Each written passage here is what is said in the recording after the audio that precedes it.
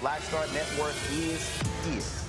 Hold no punches. I'm real revolutionary right now. Black power. Support this man, Black Media. He makes sure that our stories are told.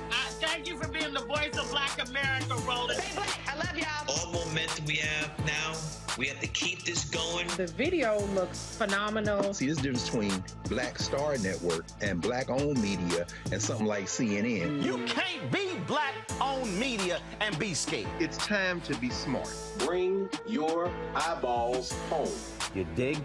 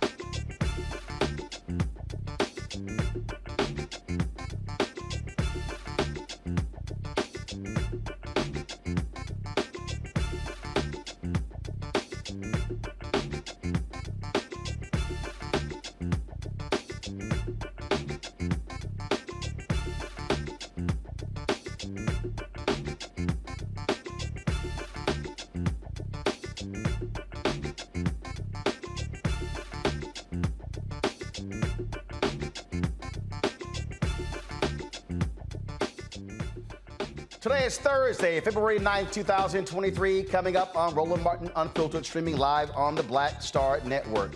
Black Colorado ranchers are being harassed by their white neighbors for being black. After weeks of complaining about racist treatment, threats of physical harm, and the mysterious death of their livestock to local authorities, the black ranchers were arrested earlier this week. We'll break down the story and show you tweets, text messages, and videos of how blatant the racial abuse has been with the president of the Rocky Mountain chapter of the NAACP and the chairman of the private Dr. Martin Luther King Jr. Colorado Holiday Commission. It's been 9 months since a Houston police officer killed Jalen Randle. We'll get an update on his case from Jalen's parents and their attorney, Ben Crump. It's Black History Month, and Melina Abdullah, the co-founder of Black Lives Matter, is here to tell us about this year's Black History Matters campaign and what we can expect. Mental health in sports is often an overlooked topic. You got the Super Bowl coming up this Sunday, NBA All-Star Game next week, and I'll be talking with a mental health expert about the impact sports can have on black people and what needs to be done for young athletes, professional athletes, to stay strong when it comes to their mental health. It is time to bring the funk. I'm Roland Martin Unfiltered on the Black Star Network. Let's go. He's got it. Whatever the miss, he's on it. Whatever it is, he's got the scoop, the fact, the find. And when it breaks, he's right on time and it's rolling. Best believe he's knowing. Putting it down from sports to news to politics. With entertainment just for kicks, he's rolling. It's on go, roll, y'all. It's Roland Martin, yeah. Rolling with Roland now. He's funky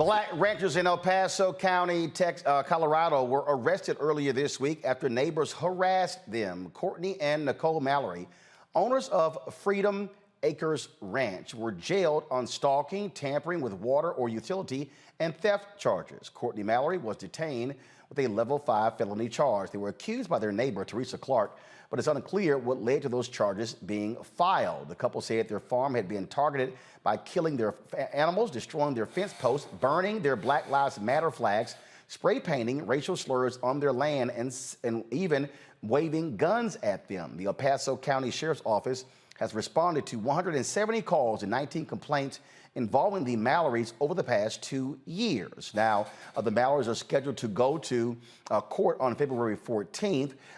Their lawyers told them not to come on our show to talk publicly about this because their legal case is still outstanding. Joining us now, though, is Portia Prescott. She is president of the Rocky Mountain NAACP and the spokesperson for the Mallorys. Also, Dr. Vern Howard is the chairman of the private Dr. Martin Luther King Jr.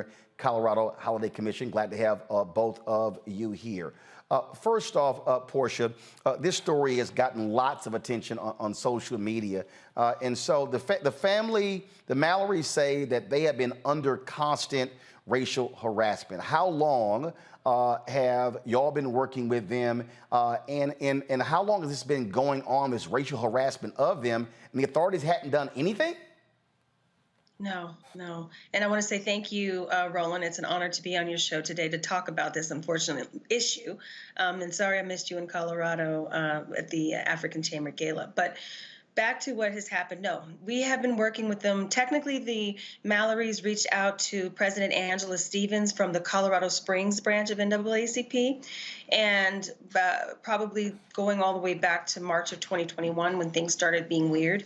So this has been a long 2 years of escalation that didn't need to escalate, but it got escalated more so around September, October of 2022 when the president of Colorado Springs escalated it to me as a state conference president so that I could now bring in more support, and especially from our national NAACP office. So we are here to make sure that the Mallorys are safe. They get good criminal defense, and their civil liberties are protected, and they're no longer harassed on their property. And we're bringing the awareness that this is really happening, and it's an El Paso County unfortunate situation. And I want to say I'm a Colorado native, and this is not Colorado. So anything we can do to help get this, completed, where the Mallorys are back on their farms, back safe with their animals, and get this situation rectified. NAACP, we are here from the Rocky Mountain NAACP for the long haul for this. When we look at these allegations, Vern, when you listen to the Mallorys talk about what they have endured, animals being killed, fence posts taken down, Black Lives Matter flags being burned, that's a hell of a whole lot. It is. And ironically, the way their neighbors refer to them as the Black Lives Matter niggers. And furthermore,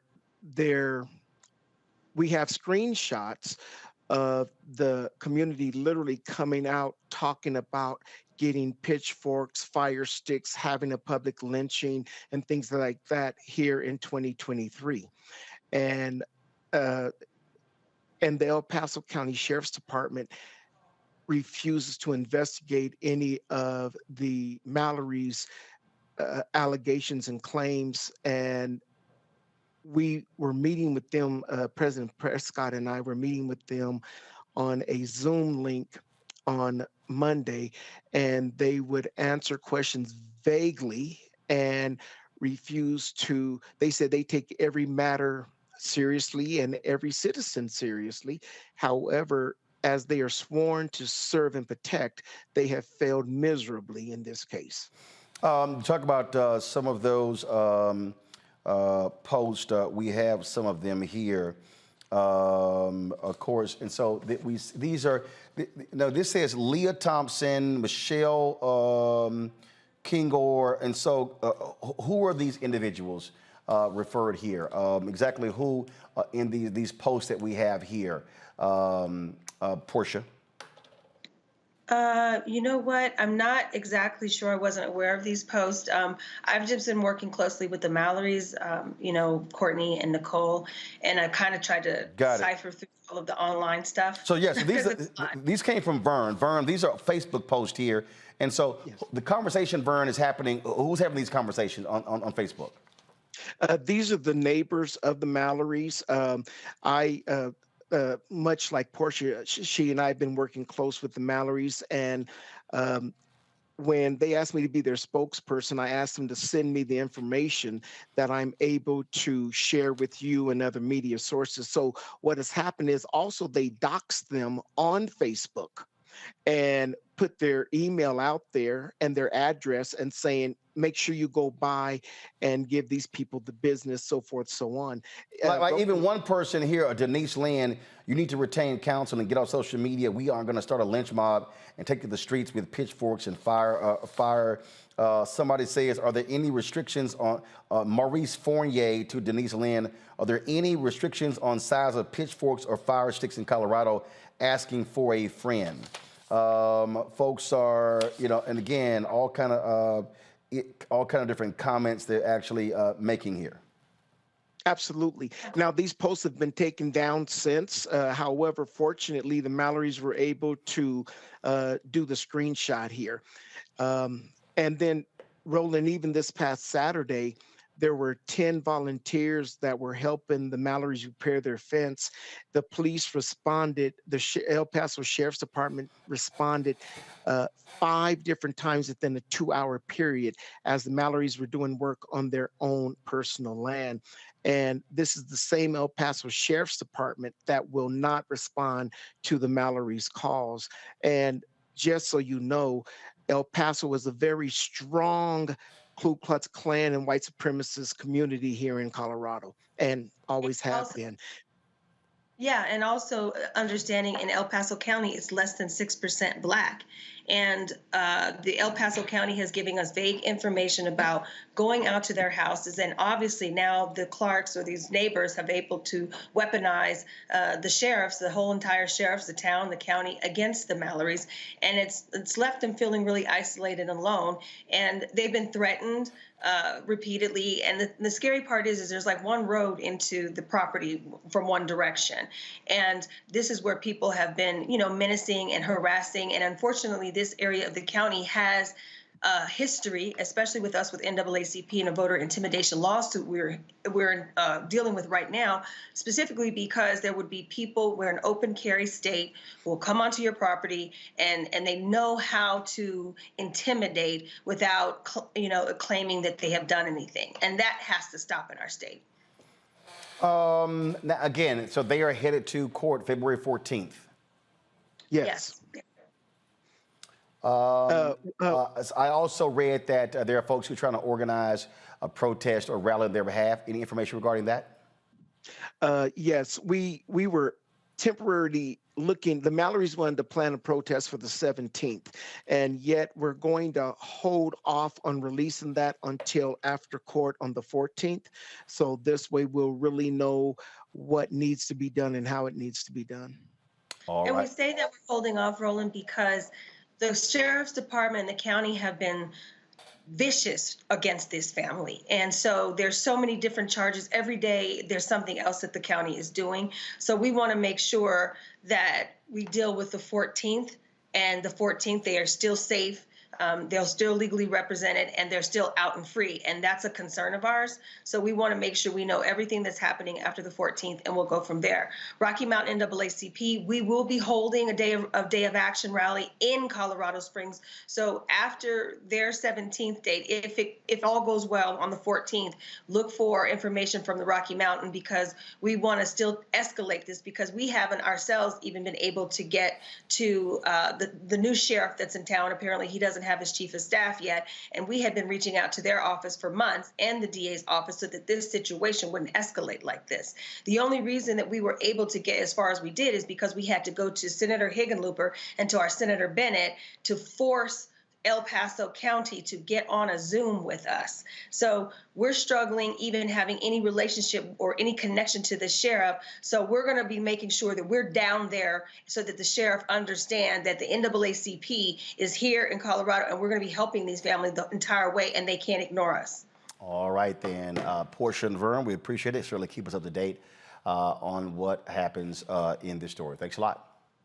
Thank you. Thanks for being here. All right, Thank you, folks. Going to a break. I'll be right back on Roland Martin Unfiltered right here on the Black Star Network.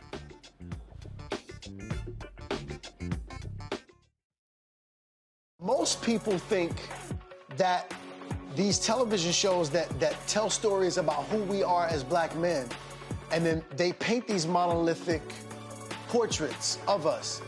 They think that they're being painted by white people. And I gotta tell you, there are a whole bunch of black folk that are the creators, the head writers, the directors of all of these shows, and that are still painting us as monoliths. The people don't really want to have this conversation. No, they don't.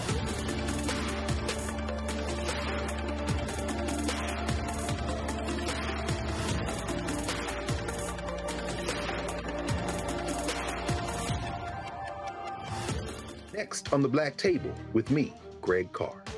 An hour of living history with Dr. Richard Mariba Kelsey, thinker, builder, author, and one of the most important and impactful elders in the African American community.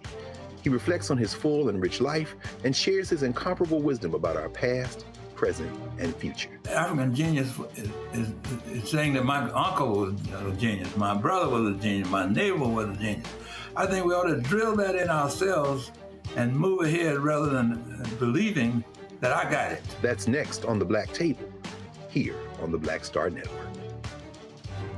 I'm Deborah Owens, America's Wealth Coach, and my new show, Get Wealthy, focuses on the things that your financial advisor and bank isn't telling you, but you absolutely need to know. So watch Get Wealthy on the Black Star Network.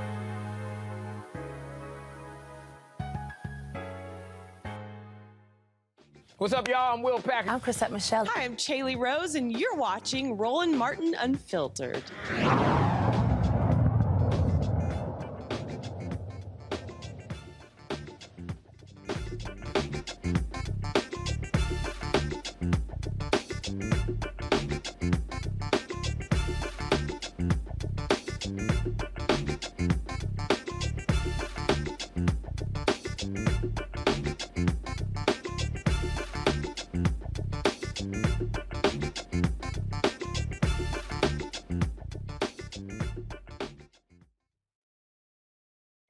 Welcome back to Roland Martin Unfiltered on the Black Star Network. Hey, folks, remember, tomorrow's the deadline to vote for Roland Martin Unfiltered to win an NAACP Image Award. That's right.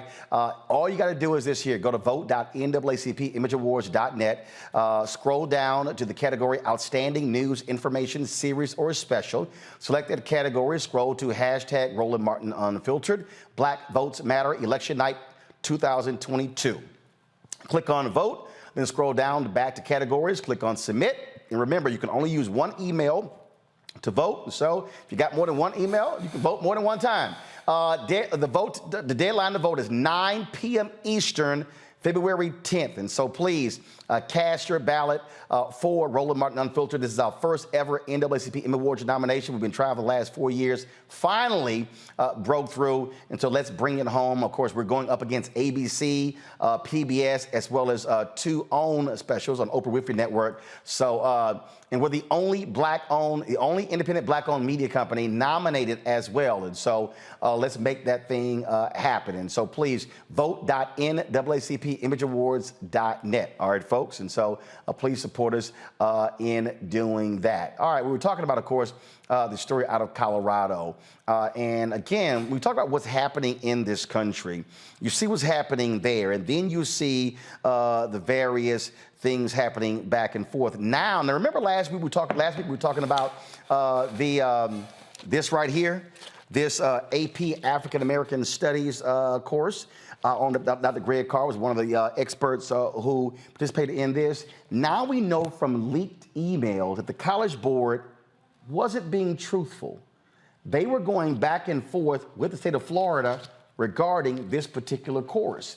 Those items have now been leaked based upon correspondence. You have that going on. Then you have Texas governor. First of all, let's go ahead and pull that up right there. You actually see the documents. And so these are the actual documents here from the Florida Board of Education showing the back and forth that was going on with regards to this curriculum. So all this claim that, oh, they had finished putting this together and that they got no pressure from anybody, the College Board actually is lying.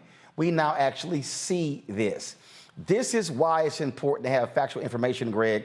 And so DeSantis could play these games as well. We see this is the pressure his Board of Education was putting on the College Board. And what they initially said happened, not really the case.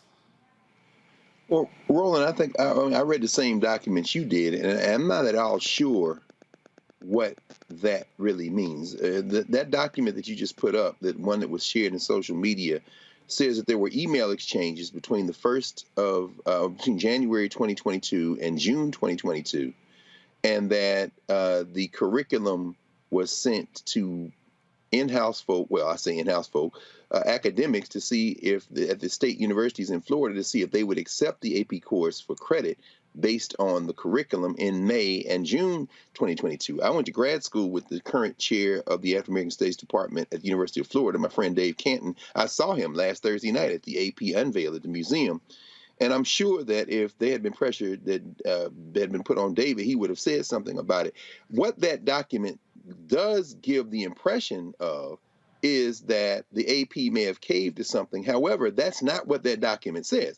I would be surprised, quite frankly, finally, if other states weren't in communication with the AP as well. We know what Ron DeSantis is doing. I think it's a smokescreen. And I don't know that anything was changed in the curriculum. I think for those finally who want to talk about this, and you had Steve Birnbaum about this.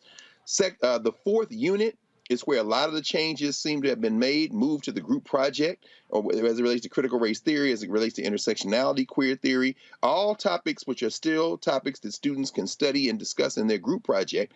But I'm not sure what that document says other than emails were exchanged. I don't know. The thing the reason I'm bringing the Colorado Rancher thing in this plus this next story is what Texas Governor Greg Abbott has done. Now he wants to do away with diversity in Texas. Now here's what's crazy here, Reese. 60% of Texas right now minority. 60%. Here's the problem. 60% of those who vote in Texas are white. And so this is what you're dealing with. When I wrote my book, White Fear, this is what I'm talking about. When black and brown people have to understand, if we're not maximizing our voting power, you're going to have these hard right white conservatives imposing their will because what they are afraid of, DeSantis, Abbott, all these people, what they are deathly afraid of, they are afraid of the America that we are now and are becoming. They want to hold on to old white America, where white was right, where they controlled every lever of power. And so even this AP course is about that. What's happening in Colorado, absolutely, blacks being able to control their own destiny. This is what's happening, and mainstream media is acting like none of this stuff is going on, and they're part of the problem because they don't want to cover this. You've got Moms for Liberty taking over school boards in South Carolina and firing black superintendents. You've got what's happening in Jackson. I'm going to play a video clip in the next segment where state lawmakers, they held a news conference, and the Mississippi legislature has not provided any infrastructure money to the city of Jackson, Mississippi since 2009. Yet 60% of the sales tax and income tax from Mississippi comes from Jackson. So the black folks in Jackson are essentially funding damn near the whole state, but these white folks want to be able to still control. People need to wake up and see what is going on in America right now. Well, I've said it many times. Who gonna check them, boo? I mean, do you vote? No. Do you go to your city councils and your education board and a number of things? No. So, yeah, they can do whatever the hell they want to do as long as you're abdicating your voter power to these white nationalists who know how to use power, take advantage of power, and abuse power to advance their means. And so we can lament it, we can cry about it, we can protest about it, but the damage has already been done the last cycle. So then the question is, what can we do in the meantime? And how can we, at some point, finally start to get ready for the next cycle without us having to beg and plead and share every kind of horror story and every kind of traumatic experience that's happening across the country before people fucking get it, that these white nationalists are playing for keeps and they're winning in many, many places. And they're trying to take that agenda more national. They already have the House. The Senate map is not very favorable for Dems in 2024, certainly not to expand the majority, but to even hold on to the majority. So we are not in the best shape. We've stopped some of the bleeding by not at least turning over both chambers to Democrats, but there's still a lot of damage being done at the state level. And these governors are just reelected, newly empowered, and they're trying to get to the White House themselves. You know, Erica, the point that Risa makes there, I think, is important, that, which we always say on this show, don't complain after the fact. Or I always say, vote or shut the hell up. I mean, the bottom line is they have a strategy. I did not on our air play that silly, stupid stuff from that ignorant fool, Sarah Huckabee Sanders, her Republican response, okay? But we streamed it. But here's the whole deal. Damn near everything she said was woke this, woke that, woke this, woke that. They want to attack everything that is about advancing black people and other people of color. Oh, absolutely. And I'll repeat this. Welcome to the new era of civil rights. And I have said that they are not coming for our necks. They're at our necks. And so when you look at social media, people have been complaining about not being able to retweet things, not being able to respond in DMs. Oh, you thought that was going to, I have said that all areas of communication, all levers of power, they're coming for that. So while, you know, things on the Shade Room might be saucy and salacious and get people's attention, they're everywhere else penetrating. They're the ops, but they're doing a really good job at what they're at their goal, which is to ensure that black people stay in their place and make sure that when they walk on the sidewalk, that you move to the side. We got really good numbers around what was happening with the economy, jobs report, and guess what else is thriving? Racism is thriving. To see the video of pictures of slaughtered animals, that people would be so audacious to move on to somebody, go to somebody else's property and kill their animals. So let me just then say that in layman's terms, they killed the bag because they had to purchase those animals, they had to care for those animals, and then now all of the profit that they would have gotten from bacon or whatever it is that those animals were going to be produced are dead. So the bag is dead. I still do not understand people that have the rhetoric around holding your vote, around not voting, and seeing the damage that is being done day after day after day. What they did not accomplish January 6th, they're doing it every day. Hold it tight 1 second now, and I'm going to show you how even the black mayor of New York, how he's weaponizing woke, and it's stupid. I'm trying to explain to people what the game is going on. You're watching Roland Martin Unfiltered on the Black Star Network.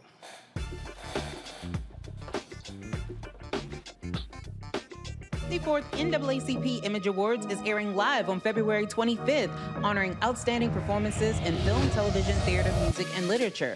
But this year, Roland Martin Unfiltered is nominated for Outstanding News or Information Series or Special.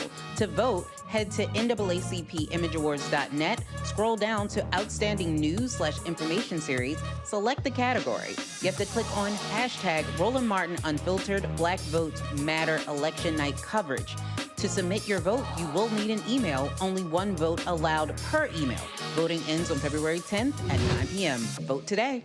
Hatred on the streets, a horrific scene, a white nationalist rally that descended into deadly violence. White people are losing their damn minds. As an angry pro-Trump mob storms the U.S. Capitol, we've seen We're about to see the rise of what I call white minority resistance.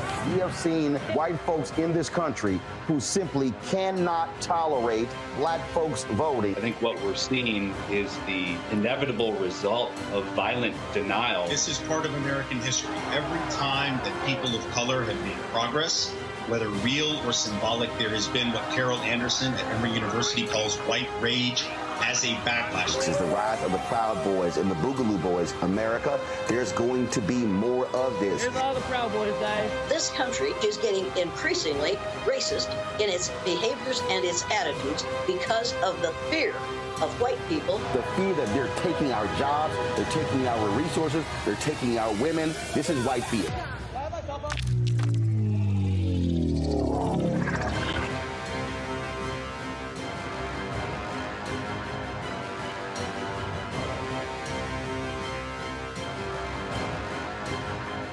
This is Judge Mathis. What's going on, everybody? It's your boy, Mac Wiles, and you are watching Roland Martin Unfiltered.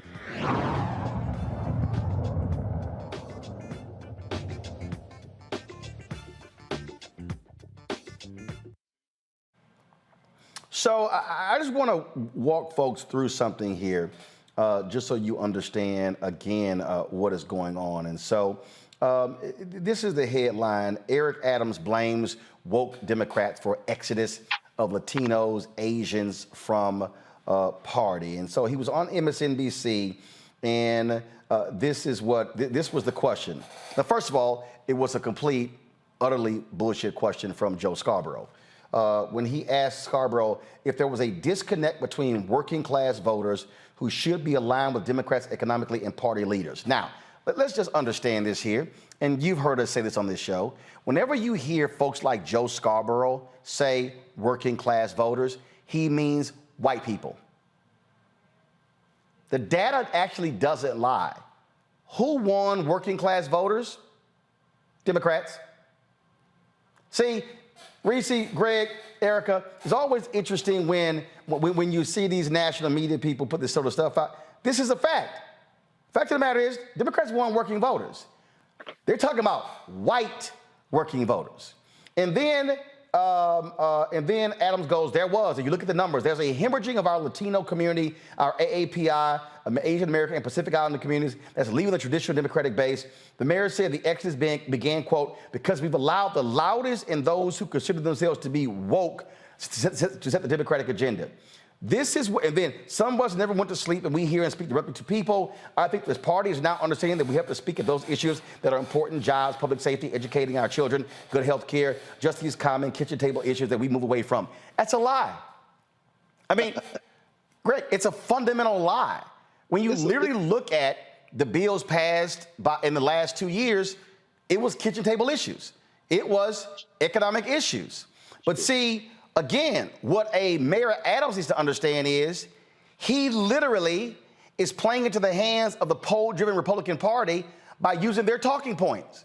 And he is reaffirming it. That's what he's actually doing. And so what I'm trying to explain to people all around the country, that's why I thought it was stupid for the Obama people to pick up Obamacare. You don't use their term as like it's somehow, oh, no, we can flip it. That's the people, oh, no, we can flip the N-word. No, you can't. It's the same, the ER or the A, okay? It's the same. But this is what people have to understand is there is a clear line of attack on anything dealing with black. And they're going to attach Christopher Rufo's tweet months ago. They want to put everything under that banner. Everything. Absolutely. Well, I mean, Roland, Reese, you've been making this point, and we all have, but you've been very keen about this. We've got to overflow the boundaries of imposing our will on this political system. We can't leave any tool not in the toolbox. In other words, any tool in the toolbox, rather. We got to use every weapon. The vote is only one weapon. But see, and we talked about this in the coverage on Tuesday night. We didn't bring up the fact that Joe Biden was talking to working class voters when he starts using those very kitchen table issues. But then, of course, Joe Scarborough, a soft white nationalist, says, and then all the white-facing media says, Biden is representing the Democrats' attempt to win back the white working-class voters by talking about these kitchen table issues. Yeah, that's how y'all spin it because you're white-driven. We didn't bring that up. But, Reese, to the point you always raise, among others, all of us are saying it, but we've got to participate. Voting isn't the only option, but when you vote, you overflow the boundaries. Eric Adams is speaking in a Democratic Party that is targeting voters who already vote. They're not trying to grow the base. Abbott, DeSantis, and Hucker Sanders, they are trying to rally their voting white base. But all of them are driven by this logic that somehow, if we don't expand the voting base with the white nationalists through voter suppression and catering to white nationalism, and for the Democrats by trying to either chase these non-existent white voters or be tiptoe around issues and not grow the base, that's when you're going to get this kind of rhetoric. They're not trying to make people come out and invite people to come in and participate in the voting process. And finally, now you've got folks who are absolutely engaged, who are absolutely organizing, but they have cleaved out voting as an option. Some of them on the left are some of the people who are critiquing the AP course because they say you took out Black Lives Matter, which they didn't. But I understand their argument that it isn't centered like it was in the draft. All that's true. But if the choice then is to say that's why the two parties are the same and we're not going to vote, you are playing into the hands of the white nationalists. Look, all of what you say is true in terms of systemic criticism. But while that is true, also vote. Run some candidates. There are some progressive candidates like Summer Lee and them who have won, who are in the federal legislature now.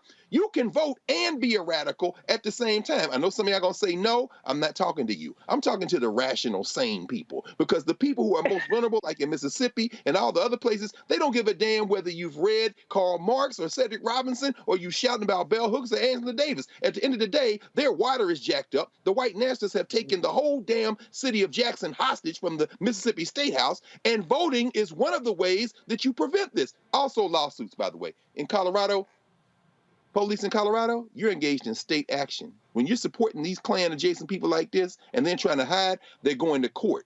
That's why we have to use the courts as a tool, too, to fight, and that's why judges are important. The thing here, Reese, that, look, we have to be playing multiple pieces on the chessboard. That's what's going on. Yes. Look, we got Ben Crump coming up next. They hate Ben Crump. They hate the legal strategy. They targeted Black Lives Matter movement. Now, there were self-inflicted wounds. And this is where we have to be very smart about how do we not have self-inflicted wounds. They saw the effectiveness. Let me be perfectly clear. Let me go to camera 3. Listen to what I'm saying, y'all. They saw the effectiveness of the social justice movement. I need everybody listening to me, and I'm going to say this very slowly. For the first time in American history, a majority of Americans in the wake of the death of George Floyd approved of black folks protesting. That you had never seen public polling, a majority supported it. They set out to seek and destroy. And so what you're seeing is, now they're saying, we want to go after every other piece here because they saw how white folks, young Latinos, young Asians, young Native Americans, and black folks were all of a sudden rising up, and they said, oh, that's the last damn thing we can see happen. That's right. And that's the strategy. And Reese, our folks had better wake the hell up, stop playing games, and realize they are not joking.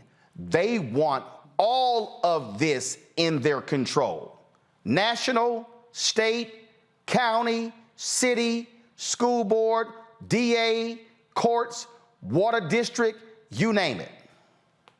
Absolutely. And the thing about that we really need to understand is, who are our enemies? We get so caught up in emotions. We get so caught up in feelings, justifiably so, because there's a lot that is thrown at us constantly. But what I like for us to do is talk policies, talk specifics, talk what's pragmatic, talk what's possible right now. Who's in office? What is their agenda? I remember when Ice Cube was on the show talking about the Black agenda that he and his folks came up with, the Contract for Black America, rather.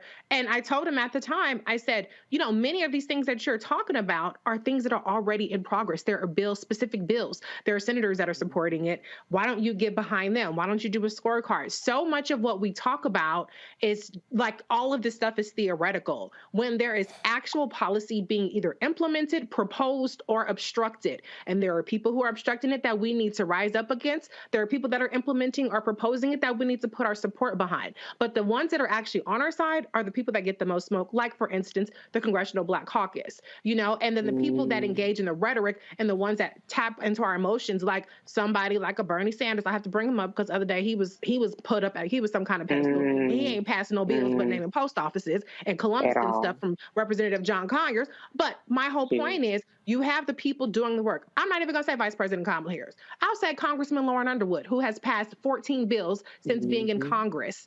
That's the kind of person that we need to be looking at what she's doing, how she is getting things accomplished, and rallying behind her. We need to stop latching on to the big names and the catchy firebrands and actually get behind the people doing the real work. That's not just on the congressional level or the federal level. That's also at the state level and the local level. Leave no stone unturned, but let's start getting into actual policy. Let's start communicating about policy. If you care about the issues, then go find out what's happening with it, spread the word far and wide, and get engaged. It's not going to change by just talking about our feelings and just talking about how all this stuff is being done wrong. When work is being done, the Republicans are doing it to our detriment. They are turning protests into policy. Right. They're taking over scoreboards and they're doing the lawsuits. Like Dr. Carr said, we have to get a lot more litigious as well. Erica, I got about 45 seconds before I go to the break again.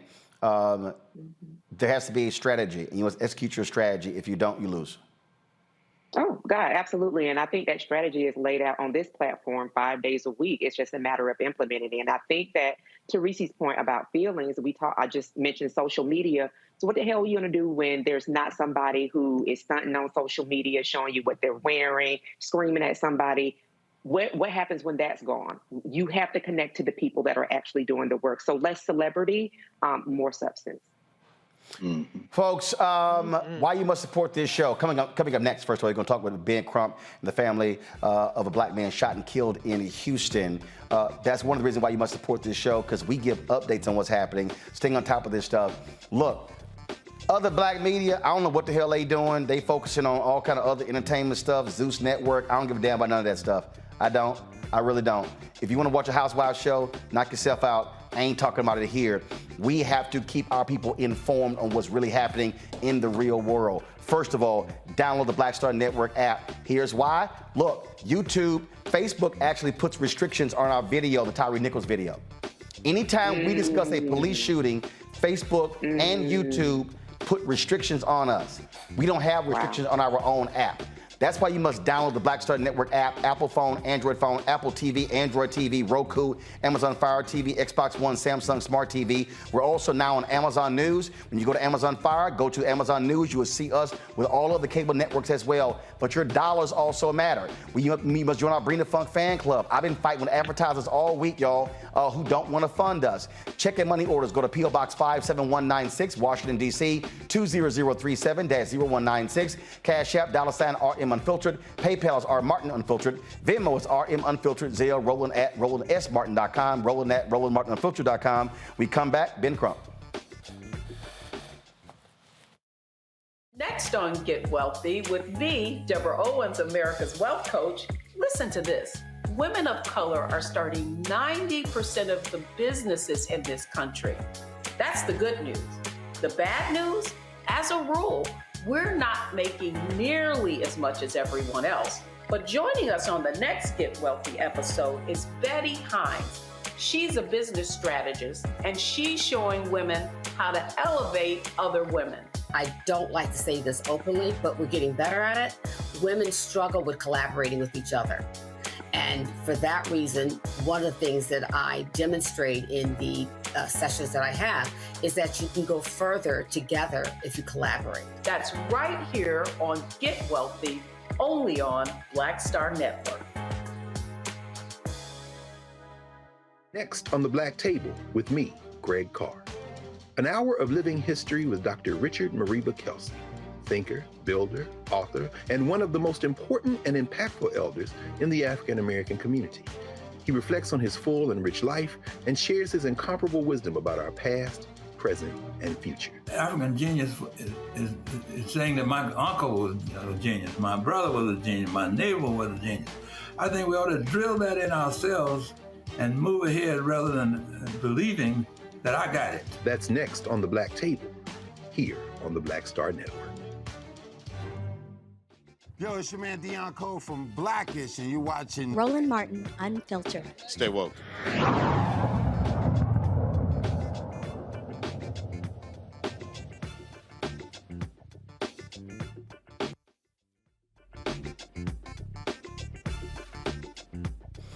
All right, folks, 9 months ago, Jalen Randle was shot and killed in Houston, Texas. The officers were attempting to execute a search warrant on April 27th after a brief car chase where Jalen was a passenger. Officer Shane Prevett shot Jalen as he ran away. As of today, Prevett is still on paid administrative leave. The Randles are still awaiting on some accountability for Jason's death. Joining us right now is Ben Crump, the family attorney, Jalen's father, Warren, his mother, Tiffany, Rachelle, and stepfather. They all join us right now for the update. First of all, Ben, I want to start with you. 9 months. What's up with the DA? Is there a grand jury? What's happening? Roland Martin, thank you so much for having us and staying on these stories, even when mainstream media seems to try to brush us aside. So I always want to say thank you. Right now, the matter is supposed to be going before a grand jury in the next 4 weeks. We will see if that happens because, as you know, any reason that comes up, and I'm not going to point fingers, but they will kick it to the next grand jury cycle, and that is so heartbreaking to families who want to see justice swiftly, like we saw with Tyree Nichols when it was 5 black police officers, but now this is a white officer killing a young black man, and the question is, how long before we get charges brought? And that is why we got to keep pressing them, Roland Martin. Warren, has a DA kept y'all abreast of what's going on here? Stayed in contact? No, they haven't. They haven't been in contact with us at all. The police, the DAs, no public officials, anything like that. We've basically just been in limbo. Wow, that is, Tiffany and Tony, that's crazy because it's interesting because when you have other incidents that not involving cops, it's amazing how folks want to be communicating, yet when there's a police officer involved, folks strangely go silent. Yes, and that's the thing that we have right now going on is everybody is in silent. No one is actually speaking to us about anything, and we are right now at a standstill. But when stuff happens with black cops, it's automatically. It didn't take but 2 weeks in Tyree, so it's an issue with me because it's taken 9 months for something that happened in 3 seconds. And again, we showed the body camera footage because Ben, correct me if I'm wrong, and then I'm gonna go to Tony here. Ben, they said one thing happened until we saw the actual footage. Exactly. And that's always the case, Roland. It's these false police narratives. Even on Tyree Sampson case, even on George Floyd case, the initial police report was replete with inconsistencies, at best, lies at worst, once we saw the video. Once we saw the video in Tyree, we got to the truth. Once we saw the video in George Floyd, we got to the truth.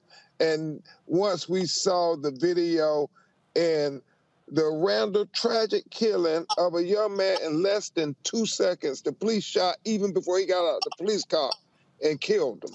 And so that's why we keep saying Jalen Randle name has to be elevated just like these other names to make sure they don't sweep it under the rug, Roland. And Tony, that's it right there. And we keep saying on this show, look, we're sick and tired of these cops getting off for lying about what happened, and then the body cam footage shows something totally different. Tony, did you hear him? Tony? Go ahead. Well, yeah, the footage is showing completely opposite what these officers are saying. But, you know, it's a real big problem here. Everybody's laying dormant, even the public officials, the NAACP in the fourth largest city in America, they're laying dormant. The officials, no one's taking accountability, no one's standing up for anything. But as soon as there's other issues in other states or whatever, they're flying out and they're, you know, really in Houston right now, the politicians are more media whores than anything. They're not supporting the constituents. They're not doing anything here in the city of Houston. And this is the fourth largest city in America, Roland. And you know that because you're from here also. And like I say, Benner, Kim Ogg, everybody, they sweeping everything under the rug. But when my esteemed attorney appears anytime, you know, everybody wants to come and get in the picture with him. But we need action here. We need change here in Houston, Texas, man, because this can't continue to happen. It's a continue to happen. People are getting killed. We're in a war zone in our own neighborhoods right now, Roland. And nobody's being here for us. Nobody's speaking up for us. And like I say, they're trying to sweep everything under the rug. It's been 9 months to investigate 3 seconds. You got a 3-second rule in the NBA. They don't take that long, Roland. It's just crazy. And again, Ben, unfortunately, you've had to deal with this all over the country, where some places justice is swift, it is real, significant. In other places, they slow walk. Yeah, and Roland, you know, we can never forget the blueprint that has been shown to us in Memphis. When it was 5 black officers, we saw how swiftly they moved. Like the police chief said, it was important that the community see swift action. It was important that they move swiftly towards justice. Well, whether it's Houston or anywhere else, when it's a white officer or a black officer and we see excessive force or crime on video, we need to see them move swiftly. And that's why I was so thankful that Jalen's mother, Tiffany Rochelle, came and sung, beautifully sung, Roland Martin, at Tyree Nichols' funeral, because we have to do whatever we can to bring attention to these tragedies so they won't sweep it under the rug as if our children never even existed. And that's what we continue to fight, Roland. So thank you again for talking about this case when everybody else is not saying a word about it. I know we can count on you, and Mr. Randle is right. Every time I show up to Houston, they all say what they're going to do, but then when the cameras go away, we're still left waiting. We better get a grand jury in a month or so, or we're going to have to go to other means to get attention for Jalen Randle. Absolutely. And so, again, Warren, Tiffany, and Tony, we appreciate that. Ben, while we have you here, I had to speak to the FCC here this week, could not be at your ceremony on yesterday in Florida. The law school was named after you.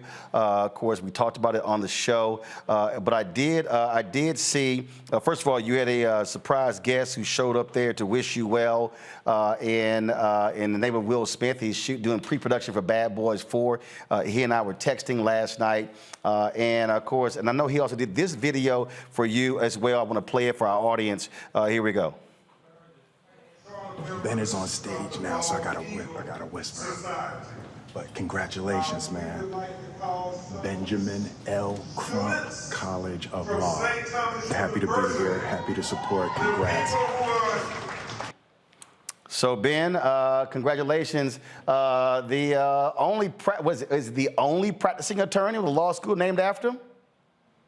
Some black attorney, the first one in the history of a non-HBCU. So it was a Black History moment, and Will Smith came and put his money where his mouth was at, Roland, so we can help make future civil rights lawyers, so people like Warren and Tiffany and people we know all over the country can have somebody to help them fight for justice. And I cannot wait, Roland Martin, for you to come down to the Ben Crump College of Law. We'll have Tiffany and Warren, and we're going to have you live broadcast from the Ben Crump College of Law, Roland Martin. That would be Black history in and of itself. Black-owned network at a black law school. And again, I don't have to ask anybody to do it. So yeah, that can easily happen. Ben Crump, I appreciate it. Thank you so very much. Again, Warren, Tiffany, Tony, thanks a bunch. Keep us abreast of what happens in the case of Jalen. Thanks a lot. Thank you, Roland. Thank you. Bringing my panel here, Reese, this is, we can't say it enough, but again, when I think about that Freedom's Journal quote, we wish to plead our own cause, too long have others spoken for us. There are just so many things that keep happening in this country that if we do not have our own media telling our story, it ain't gonna happen. Look, I've been giving the White House hell, and it's a problem for me that President Biden, 2 years in, has not had a sit down with black journalists or black-owned media. I don't know if even one black-owned media outlet has even had a one-on-one interview with President Biden. I think back to Greg when William Monroe Trotter got, jumped all up in President Woodrow Wilson, who threw him out of the White House. The fact of the matter is, we cannot depend, our future we cannot depend on MSNBC, Fox News, ABC, NBC, CBS to deal with our stuff. Reese? Muted. One of the things I talk about often is credibility. And in our community, we listen to those that have built up that credibility and trust with us. And that's why a lot of politicians find themselves struggling when they go into the community once a year, twice a year, once an election cycle, and people are checked out already. And so black media is one of those forums where we have, because we put in the work over years, built that trust with the black community. There are other people who have trust that shouldn't, like some of these gossip blogs and things like that. But I think too often when we look at who gets the access, when we look at who gets the accolades, it's not necessarily the people that have that credibility with the community. Roland, I've been out with you, or I've seen you out when we were both at events. And I've seen how out of this and my peripheral over here, and my peripheral over there, there's a line of people trying to get with you. I don't think that that's the case for other people that I've seen that are on these bigger networks. I haven't seen even that kind of response from just regular black people. I'm not talking about the politicos. I'm talking about everyday black people. And so I think that it's not just the White House. It's not just any particular politician, but the Democratic Party at some point needs to figure out who has the credibility and who has the ear and the finger on the pulse to the black community. And make sure that you can't just look at follower count. You can't just look at ratings per se. You can't just look at what's quote unquote mainstream. You have to go to where the people are getting their information from and engage those folks, give them the access. And you will find that the people that you're trying to reach, really, you don't have to spend billions of dollars on TV ads that go nowhere. You can get right directly to the people. But that's a value that they have to have. Indeed. And in fact, real quick here, Greg, I'm going to go into my office. So y'all know I have that black-owned Media Matters. And I told y'all, these are all these t-shirts people send me all the time. But I want to show y'all something here, Greg. We have it on this wall right here. Where is it? Y'all see the video, right? Mm-hmm. Okay. Sideways. Right here. Hold up. Yeah. Sideways. Okay. Thanks, Reese. The Memphis Free Speech and Headlight. Okay. So why did I show that, Greg? Because Ida B. Wells Barnett was writing about lynching. She's writing about lynching. And other people were trying to ignore lynching. So if you don't have black media keeping the story alive, guess what? Folk don't know about what's going on. That's why we cannot depend on them for our news. No, we can't. We shouldn't. And even if we could, we shouldn't. As you say, Ida Wells, when she wrote and urged her folk to first get their rifles and then to leave Memphis, ultimately, because the law could not protect them, they had lynched one of her friends who was a community pillar. This brother had a grocery store, the People's Grocery. And it was the economic success of that brother that triggered that white anger, that white rage that you write about, whether it be Tulsa, whether it be Memphis. And it brings up a couple of points that are interrelated. Actually, do this here, Greg. I'm going to do this here. I'm over time. I'm going to go to break, but I want to finish that point when we come back. Because, again, I need people watching to understand when y'all hear me make the appeal to download the app and to give, I ain't doing it just because. I'm telling you, you are not going to get this stuff other places, and then you wonder why we're confused. People say, well, I didn't know, because you're watching the wrong stuff. You're watching Roland Martin Unfiltered on the Black Star Network. Back in a moment. Black Star Network is here. Oh, no punch! I'm real revolutionary right now. Thank you for being the voice of Black America. All momentum we have now, we have to keep this going. The video looks phenomenal. See, there's a difference between Black Star Network and Black-owned media and something like CNN. You can't be Black-owned media and be scared. It's time to be smart. Bring your eyeballs home. You dig? The 54th NAACP Image Awards is airing live on February 25th, honoring outstanding performances in film, television, theater, music, and literature. But this year, Roland Martin Unfiltered is nominated for Outstanding News or Information Series or Special. To vote, head to NAACPImageAwards.net, scroll down to Outstanding News/Information Series, select the category. You have to click on hashtag Roland Martin Unfiltered Black Votes Matter Election Night Coverage. To submit your vote, you will need an email. Only one vote allowed per email. Voting ends on February 10th at 9 p.m. Vote today. Hi, I'm Dr. Jackie Hood Martin, and I have a question for you. Ever feel as if your life is teetering and the weight and pressure of the world is consistently on your shoulders? Well, let me tell you, living a balanced life isn't easy. Join me each Tuesday on Black Star Network for A Balanced Life with Dr. Jackie. We'll laugh together, cry together, pull ourselves together, and cheer each other on. So join me for new shows each Tuesday on Black Star Network, A Balanced Life with Dr. Jackie.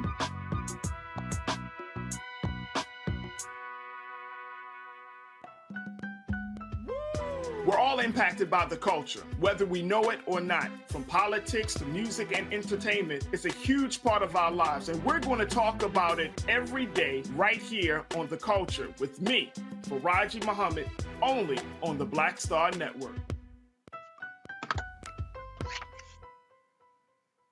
Hey, I'm Amber Stevens-West. Yo, what up, y'all? This is Jay Ellis, and you're watching Roland Martin Unfiltered.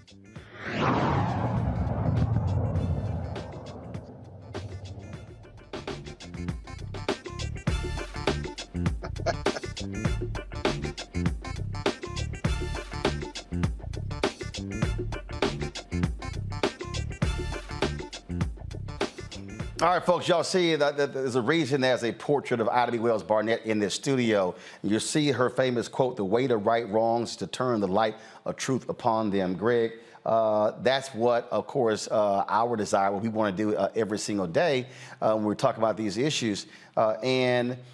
It's you know, Reese's always going off on people saying, all y'all blue checks, y'all always posting clips of something on CNN. Somebody said, and hell, we discussed on this show 2-3 weeks earlier, and then folk finally get around to it. And so part of the thing that happens is that many of our people are literally walking around completely uninformed about what's going on. And then it's like, oh, why didn't we know? Well, because you're watching the wrong stuff. That's exactly right. And of course, you can buy a blue check now, and they're beginning to censor people reaching their follower limit, as Reese was saying. They're interfering, as you said, Erica.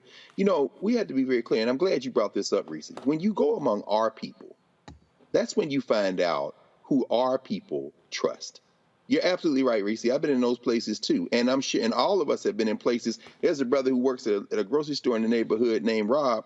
Every time I see Rob, he's saying, you know, I was watching Roland last night. You tell Roland I've been, and then he always ends when we talk. He says, and I'm not anybody. I said, brother, Roland knows, and we all know you are everybody. You are somebody. We're all together in this. That is the spirit. I don't care whether I'm in Atlanta or New York, if I'm in Oakland, anywhere I've been.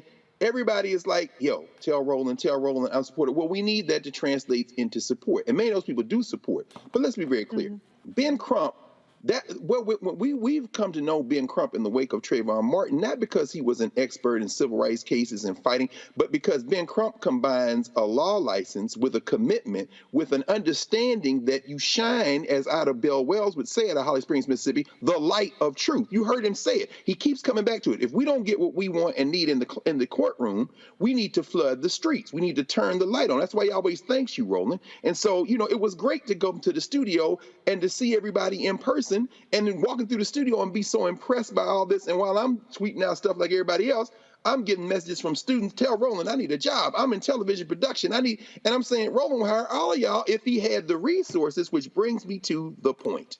The reason you go on these breaks, of course, is because now we're on Amazon. You can't go over. You got to make sure it's lined up perfectly, correctly, so that it is beamed out to the world. Well, guess what? In those breaks, we see commercials for the Black Star Network. We see commercials for the Black Star Network, and we need to see more commercials for advertisers, and they're not going to move until we move. But when we move, they move. That's what shining the light does. And so MSNBC, I don't care if you're black on MSNBC or CNN, they're not going to move until we move. And when we move, they move. But even when they move, we have to remember the only reason they moved is because we have something we control, we own, that is crystal clear, that is sharing and shedding the light. And as a result, that's when things change. They don't change when you stay at home. You're not saying support the Black Star Network because it's an ego-driven boost or it makes you feel. No, you're saying support the Black Star Network because when all else fails, the only thing we can rely on is each other.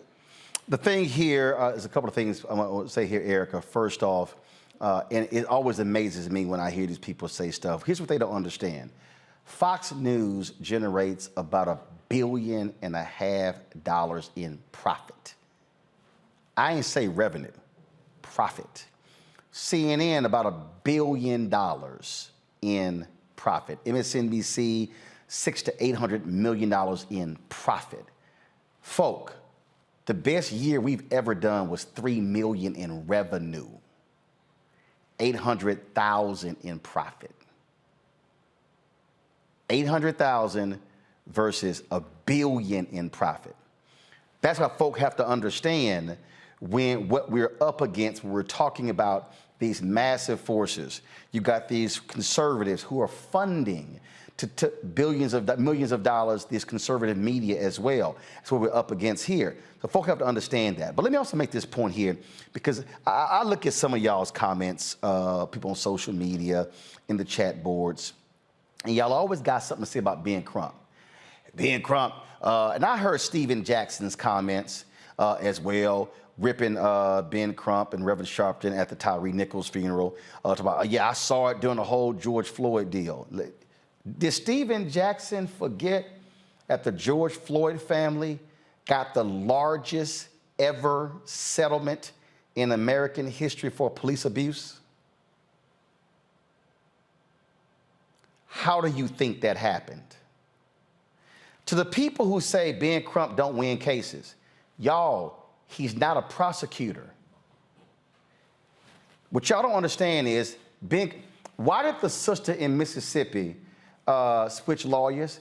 Because what happens is, if a case is not getting attention, media-wise, then the prosecutors are like, we can ignore it. That impacts also settlements. So folk need to understand what happens here. The most they can do is go after a civil lawsuit. Well, the reality is you're likely going to settle lawsuits. People need to understand the role that these lawyers play. Don't forget, there was a settlement in the Breonna Taylor case, but they also, as a part of the settlement, negotiated changes to police policy that the city council passed. And so our people, Erica, need to understand we explain that kind of stuff here. They're not going to take the time to explain it on MSNBC or CNN. And so our folks just need to understand why, as Captain Hughes said, information is power. So let me speak to two things, and that's around two things that you mentioned, change and policy. So in reading, and it was really good to see Jalen Randle's mother, and both his father and stepfather, to see them there as a united front. But in looking at her, my heart went to her because I thought about what she said, which was not in this interview, but through media. She talked about one of the things that has not happened is no one has asked her, Tiffany, do you require psychological help? And for the past 9 days, about 1,000 people who are subscribed to the Reframe Brain, we've been walking through and will continue to walk through this month being about wellness. It's a companion to Black History Month. Because in that $1 billion in profit that these other news media networks are doing, a lot of that is $1 billion of harm. seeing that trauma play over and over again, and the families don't have a voice or any say-so in that. So when we're talking about change and we're talking about policy, what Ms. Tiffany Rochelle spoke to around ensuring that, listen, when this happens, there needs to be some type of support, psychological support for those who are left to grieve. Because when J. Philip Clay was on a couple weeks ago, the question I said that I was going to ask him, since he led with Tyree Nichols' name out of his collection of paragraphs, Miles, is that, do you know how grief impacts the body? Do you know? Does anyone realize that people who experience that level of loss are 2 times predisposed to heart attack? Do they understand that they do then have to experience disruptive sleep patterns, which does impact our heart and our immune system? That those very people that are grieving, and they're grieving publicly, that in their public and in their own private griefs, that they are more susceptible to having blood clots. And let us not also fail to mention that their brain is rewired. And if there's not an interruption in that there's a permanent stress response whenever they see blue lights. We already know that that's something that negatively impacts especially brown and black bodies. When they're reminded, be it a gunshot, it could be lights, it could be anything that could trigger that stress response. These are the other things that are not spoken about, but because Black people have this cape of strength about them, which is actually a mirage in the facade. It is a survival mechanism. And I am here to tell you, we cannot do this for another generation. Change, absolutely. Changes to policy, absolutely. And this is why I rebuke when people come on this and other platforms and they talk about withholding and abstaining from the vote, because the consequences are so much more dire for us.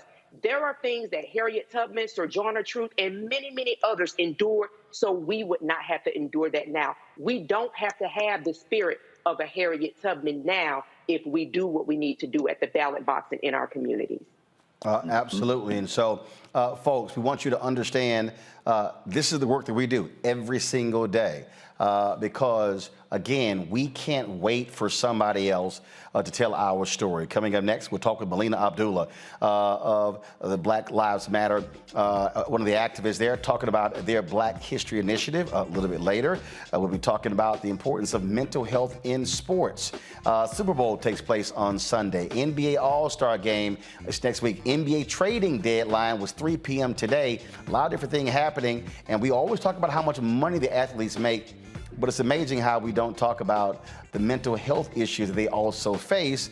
And so we'll be talking to one of the experts about that as well. So lots more to talk about in the show. Don't forget to support us in what we do. Download the Black Star Network app, Apple phone, Android phone, Apple TV, Android TV, Roku, Amazon Fire TV, Xbox One, Samsung Smart TV. Support us by sending your check and money orders to P.O. Box 57196, Washington, D.C. 20037-0196. Cash App, $RM Unfiltered. PayPal, R Martin Unfiltered. Venmo is RM Unfiltered. Zelle is Roland@RolandSMartin.com. Roland@RolandMartinUnfiltered.com. And get my book, White Fear, How the Browning of America is Making White Folks Lose Their Minds. Available at bookstores nationwide. Download it from Audible. And don't forget to support us for the Image Awards. Go to vote.naacpimageawards.net. Cast your ballot. The Outstanding News category. Scroll down to Roland Martin Unfiltered. Black Votes Matter. Election Night 2022. You have until 9 p.m. Eastern tomorrow night to cast your ballot. We'll be right back. On A Balanced Life with me, Dr. Jackie, a relationship that we have to have. We're often afraid of it and don't like to talk about it. That's right, we're talking about our relationship with money. And here's the thing, our relationship with money oftentimes determines whether we have it or not. The truth is you cannot change what you will not acknowledge. Balancing your relationship with your pocketbook. That's next on A Balanced Life with me, Dr. Jackie, here at Black Star Network. When you talk about blackness and what happens in Black culture, we're about covering these things that matter to us, speaking to our issues and concerns. This is a genuine people-powered movement. There's a lot of stuff that we're not getting. You get it, and you spread the word. We wish to plead our own cause Too long have others spoken for us. We cannot tell our own story if we can't pay for it. This is about covering us. Invest in Black-owned media. Your dollars matter. We don't have to keep asking them to cover our stuff. So please support us in what we do, folks. We want to hit 2,000 people, $50 this month, raise $100,000. We're behind 100,000, so we want to hit that. Y'all money makes this possible. Check some money orders. Go to P.O. Box 57196, Washington, D.C. 20037-0196. The Cash App is $RM Unfiltered. PayPal is R Martin Unfiltered. Venmo is RM Unfiltered. Zelle is Roland at RolandSMartin.com. Hi, I'm Teresa Griffin. Hi, my name is LaToya Luckett, and you're watching Roland Martin Unfiltered.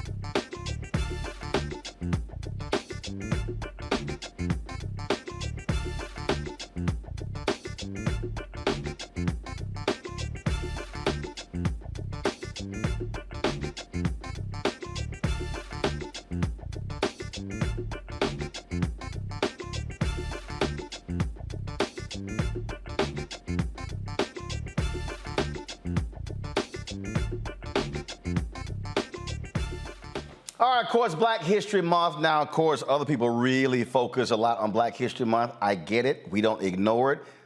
But we do Black 365/7, so it's not like it's just a major thing for us because we do it all 12 months. And so that's important for us to understand. The Black Lives Matter grassroots movement, they've launched its hashtag Black History Matters, a campaign with leading Black scholars. Joining us right now is Melina Abdullah, director of Black Lives Matter Grassroots, co-founder of Black Lives Matter Los Angeles.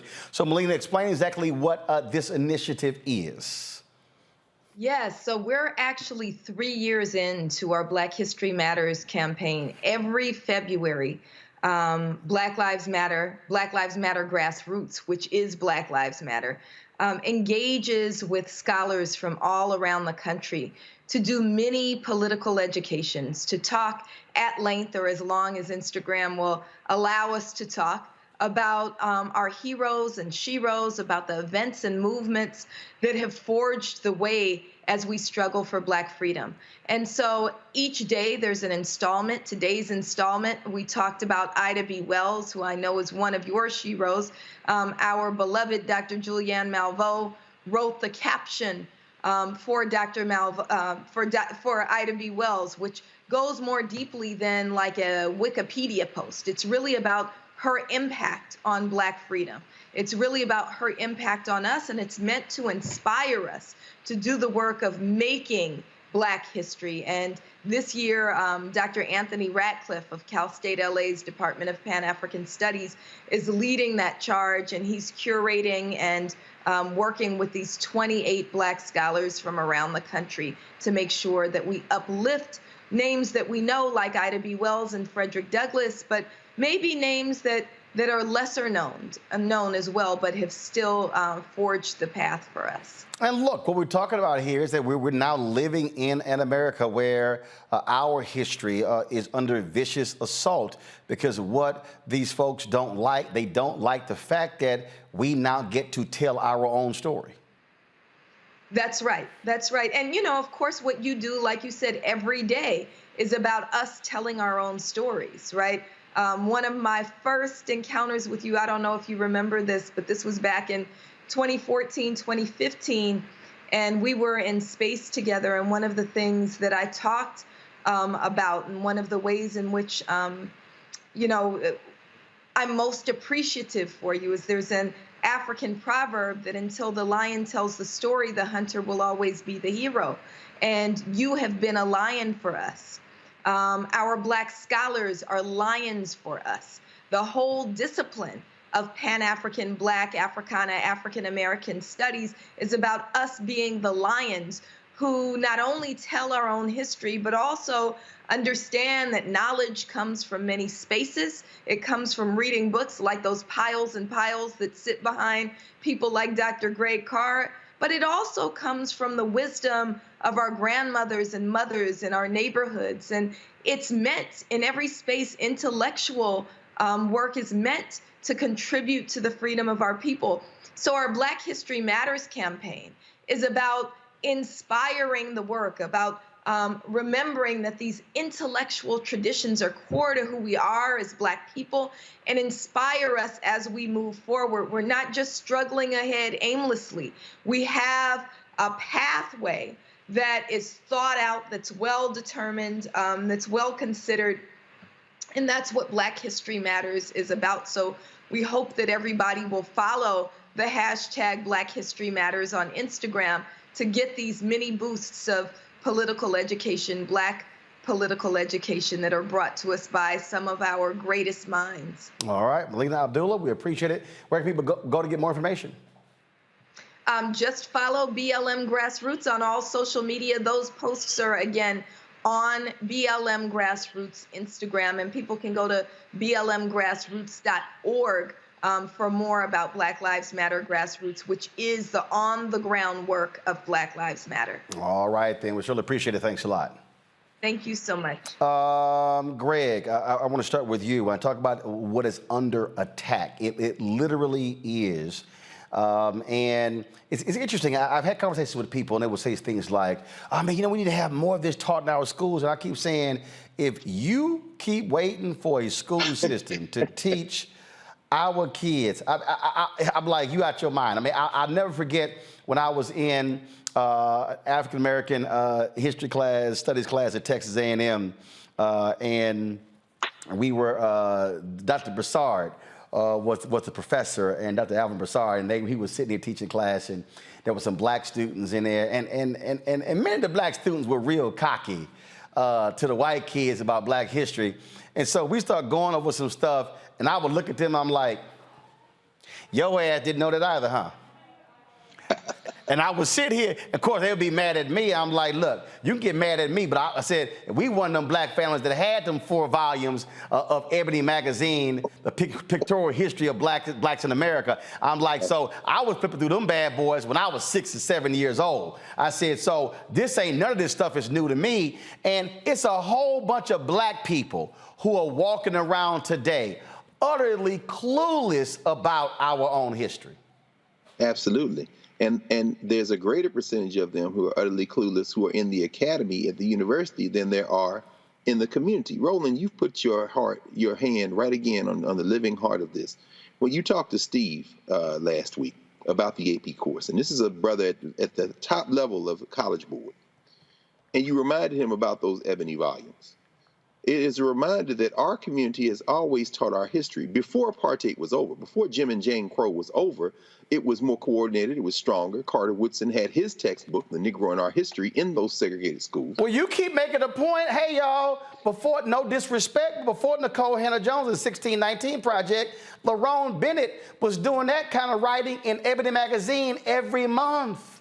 That's exactly right. In fact, the earliest textbooks we have, J.W.C. Pennington, History of the Negro Race, was 1841. Robert Benjamin Lewis, Light and Truth, 1837. And that is no disrespect. Every generation has to tell its history. But Roland, you're making the most important point. And it is a constant theme tonight. And as you say, 5 nights a week, Reese. When we control our narrative, it shapes how we are respected and how we can move together as a force. The sister in Atlanta, who then moved to Memphis, who brought the Scorpions unit and that concept of policing, over-policing our community with us. the sister who's now police chief in Memphis. That unit was disbanded because there's uproar now. The community is involved. Now, why do I connect that to what we're talking about here? I'm saying that the way we studied history has now forced the College Board to introduce this course. Were there people like Steve at the College Board who wanted to do this course for years? Absolutely. But when y'all got out in the street in the summer of 2020 and Roland covering that and everybody pushing that, it scared the hell out of every white institution in this country, including the College Board. That gave Steve and them the momentum to say, hey, what about now? Hell yeah, let's do it, let's do it. And here we are. And I'm telling you, there's some black people who wanted to go slow, who are now jumping out in front of this, involved with the College Board, saying, hey, this is the time. Yeah, you wasn't talking like that. This is the outside-inside strategy. And finally, I'll end with this. You know, we've always studied, and this is what I saw firsthand Thursday night, talking with these teachers who are teaching the course. Imagine this. You got an AP course on African-American studies for the first time in history. Students are taking that course. They took it in the fall. They're taking it in the spring. They're going to go back in the fall. As they are telling their friends, particularly their black high school friends, who ain't never been in AP. I never took an AP class. I myself am a graduate of ISS. Some of y'all know what that is. I'll tell the rest of you. In-school suspension. So the point is this. As these black students are finding out about this class, guess what they're telling these black teachers that are teaching it? I want to take that next semester. Guess what College Board's about to have on its hands? You got a problem. Why? You have black students who now want to take this class, and other students. You ain't going to have enough teachers. That is not coming from people who have shaped this from the top down. That's coming, as we've used the rhetoric, from the bottom up. The same people who watch Black Star Network, same people who watch Roland Martin Unfiltered, same people who don't wait on anybody to save them. They're going to overflow the boundaries of this argument about the College Board, and while they're doing it, the community will continue to do what we have always done: teach our own, save our own, protect our own, and that's the best way to change everything. You start from the inside. See, Reese, if you're a baby boomer or a Gen X, I know you're a real one. Go to my iPad. I know you're a real one if you know what this is. If you know what this is, I know you a real one. If y'all had listen, some black people couldn't afford all 4 volumes. But if you had 1, 2, 3, or all 4 of these, I know you a real black person. Well, that's a little before my time. But I did have Carol, my producer, her mama still got hers. I love it. You know, there's something to be said about a framework, though, to Dr. Carr's point about, you know, what it means for the institution of learning to have the AP course. You know, what a lot of people are succeeding at now is putting information in bite-sized chunks that are catchy enough to, whether it's true or not, people are going to take it and run with it. And I do think that context and the way that things are introduced matters. Not to bring up, you know, the other night, but for instance, when our conservative friend brought up Fannie Lou Hamer and her position, taking her position out of context can be harmful and it can be weaponized. And so I think that it is important to have things like the AP course that has been vetted. Now it's been watered down to a certain extent, but it has had scholars, esteemed scholars like our beloved Dr. Carr, involved with that framework, because that is how you get people out of the tweet, out of the headline, out of the meme lens of getting information and really digging a lot deeper. So I think that that's something we need to value. I agree we need to do our own stuff as well, but that framework cannot be overstated how important it is. I got about 20 seconds, Erica. Go. No, I mean, information plus engagement equals power. That was the formula for the Savage Politics when I had that particular platform. So I think that the more people are informed, I think that people will feel more engaged and more powerful about the truth that they actually do speak and not being swayed by soft messages. All right, folks, I got to go to a break. Up next, Keisha Dennis, give me a shot. Will join us. We'll be talking about mental health and athletes. That is her expertise. She's waiting to talk about that. Super Bowl, of course, Sunday. NBA All-Star Game is next week. And again, we focus a lot. Look at that camera right there. Look at it right there. We focus a lot. There you go. We focus a lot about, again, how much money they make, but we forget these are still real people. So we'll discuss sports and mental health next, right here on Roland Martin Unfiltered on the Black Star Network. hatred on the streets, a horrific scene, a white nationalist rally that descended into deadly violence. White people are losing their damn minds. As an angry pro-Trump mob storms the U.S. Capitol, we've seen We're about to see the rise of what I call white minority resistance. We have seen white folks in this country who simply cannot tolerate black folks voting. I think what we're seeing is the inevitable result of violent denial. This is part of American history. Every time that people of color have made progress, whether real or symbolic, there has been what Carol Anderson at Emory University calls white rage as a backlash. This is the rise of the Proud Boys and the Boogaloo Boys. America, there's going to be more of this. Here's all the Proud Boys, guys. This country is getting increasingly racist in its behaviors and its attitudes because of the fear of white people. The fear that they're taking our jobs, they're taking our resources, they're taking our women. This is white fear.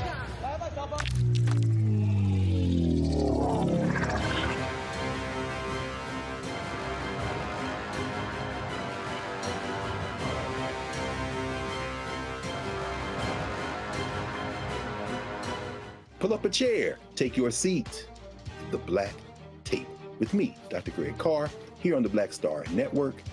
Every week, we'll take a deeper dive into the world we're living in. Join the conversation only on the Black Star Network.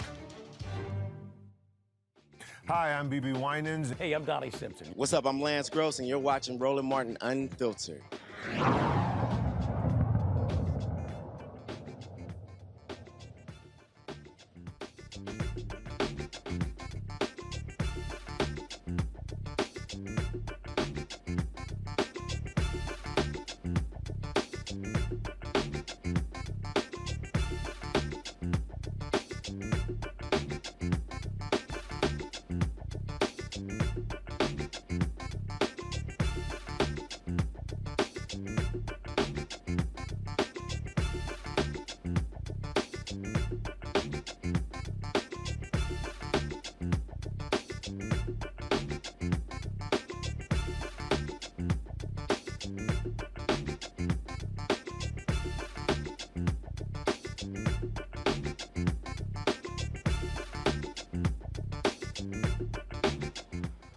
All right, 3 hours ago, really 4 hours ago, the NBA trading deadline actually expired. Kevin Durant, blockbuster trade. He gets transferred from Brooklyn Nets to the Phoenix Suns. John Wall left the Rockets, trashed him 3 weeks ago. Now he just got traded back to the Rockets from the Clippers for Eric Gordon.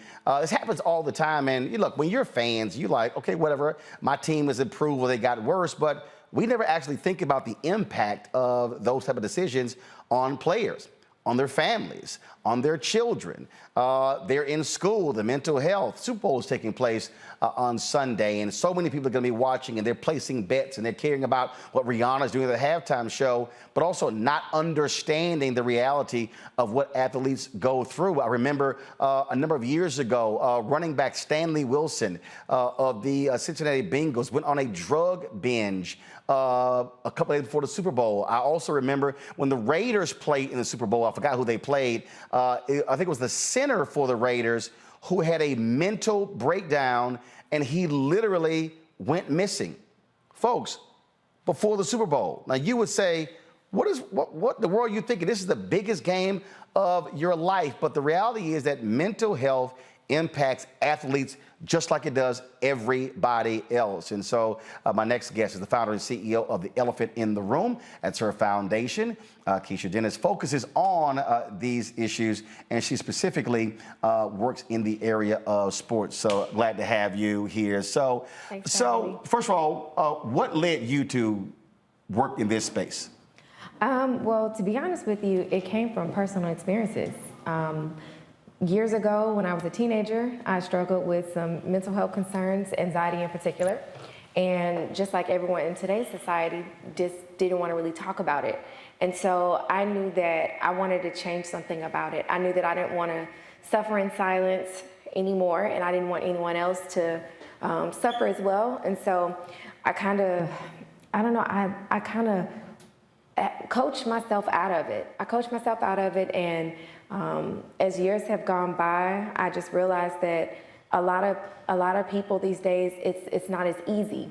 And so I wanted to do something that would kind of help impact change. And then once I began to meet a lot of different players, athletes, professional athletes, I didn't really talk to them a lot about sports.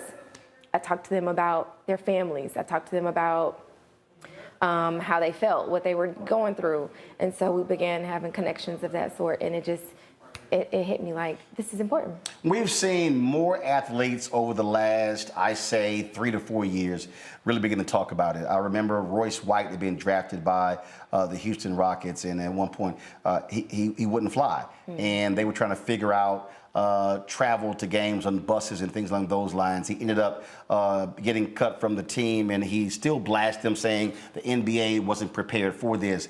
We look at Ben Simmons with the Brooklyn Nets, played with Philadelphia, basically took off a whole year saying he wasn't mentally prepared to play. Folks saying, oh man, he's soft, he's weak, things along those lines.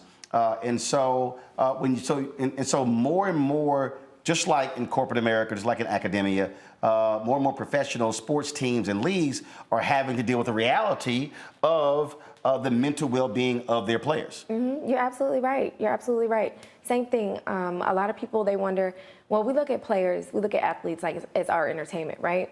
We want them to go ahead, perform at their highest potential, keep going every day. It doesn't matter. And you don't consider the fact that we're using them for our own mental health sakes, right? So we're looking it's a mental break for us. Exactly. It's work for them. Exactly. However, when we're having a bad day at work, we call off.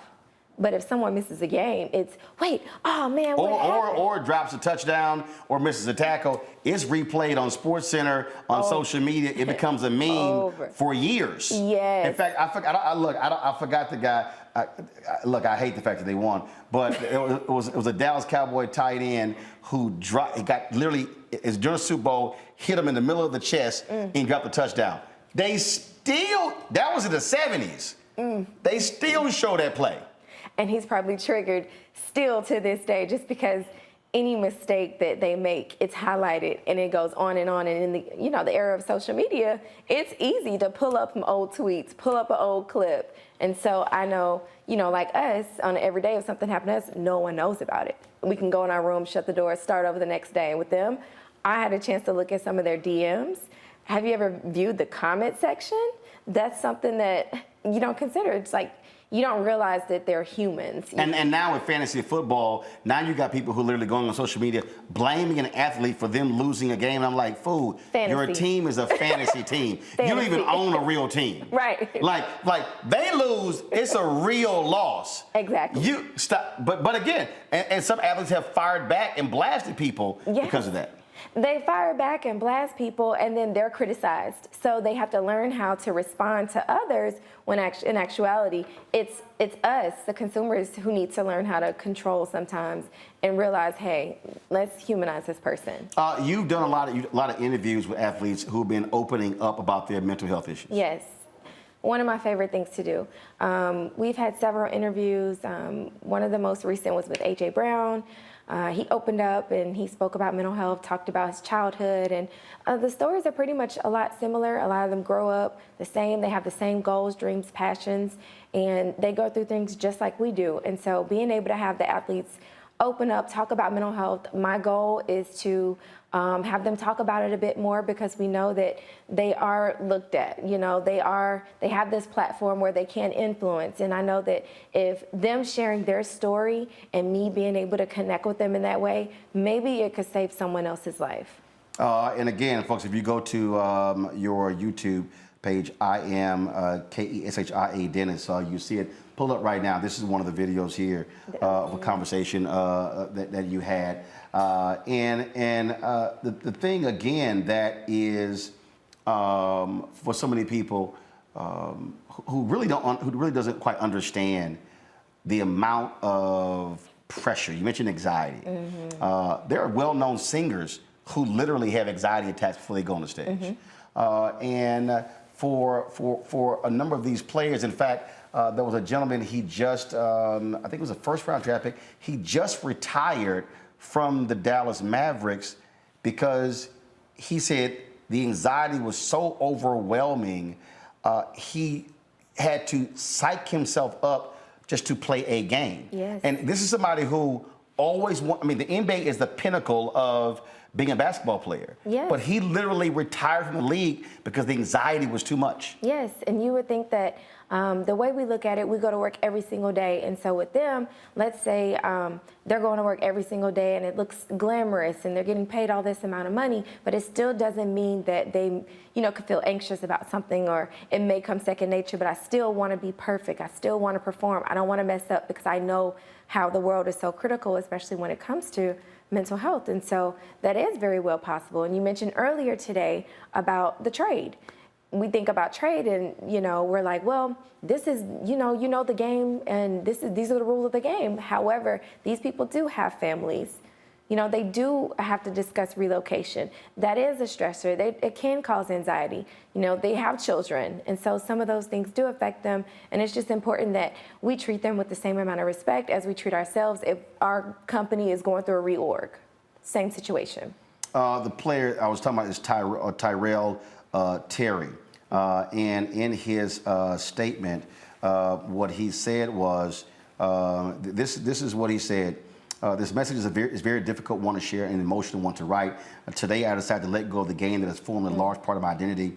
And then he began to talk about it. He said that while I have achieved amazing accomplishments, created unforgettable memories, and made lifelong friends, I've also experienced the darkest times of my life, to the point where instead of building me up, it began to destroy me, where I began to despise and question the value of myself much more than those surrounding me could ever see or know. Intrusive thoughts, waking up nauseous and finding myself struggling to take normal breaths because of the rock that would sit on my chest that seemed to weigh more than I could carry.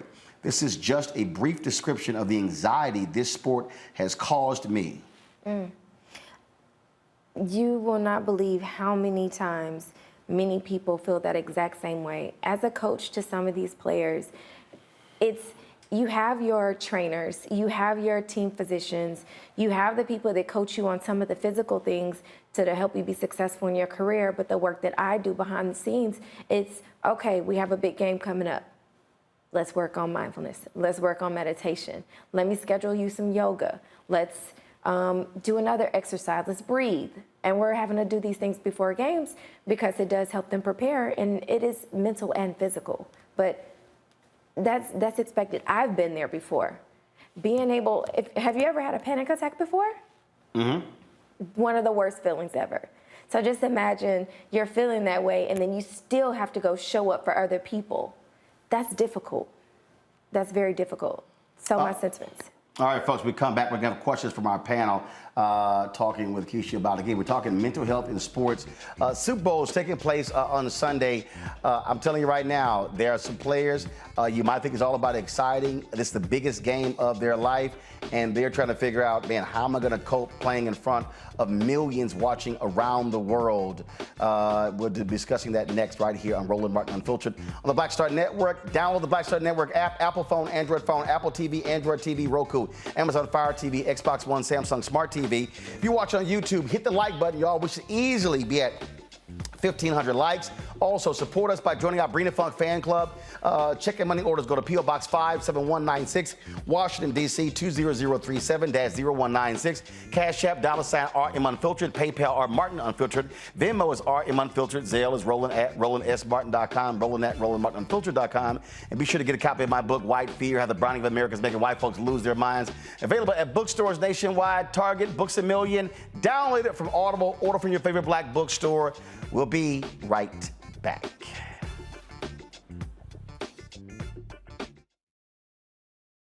Hi, I'm Dr. Jackie Hood Martin, and I have a question for you. Ever feel as if your life is teetering and the weight and pressure of the world is consistently on your shoulders? Well, let me tell you, living a balanced life isn't easy. Join me each Tuesday on Black Star Network for A Balanced Life with Dr. Jackie. We'll laugh together, cry together, pull ourselves together, and cheer each other on. So join me for new shows each Tuesday on Black Star Network, A Balanced Life with Dr. Jackie.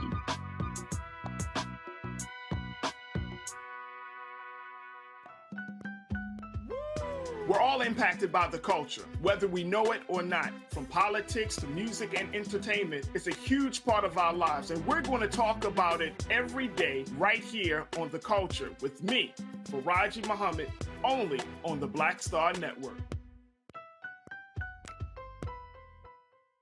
The 54th NAACP Image Awards is airing live on February 25th, honoring outstanding performances in film, television, theater, music, and literature. But this year, Roland Martin Unfiltered is nominated for Outstanding News or Information Series or Special. To vote, head to NAACPImageAwards.net, scroll down to Outstanding News/Information Series, select the category. You have to click on hashtag Roland Martin Unfiltered Black Votes Matter Election Night coverage. To submit your vote, you will need an email. Only one vote allowed per email. Voting ends on February 10th at 9 p.m. Vote today. Pull up a chair, take your seat at the Black Table with me, Dr. Greg Carr, here on the Black Star Network. Every week, we'll take a deeper dive into the world we're living in.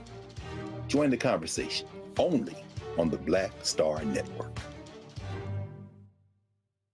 I'm Deion Cole, and you're watching Roland Martin Unfiltered. Stay woke.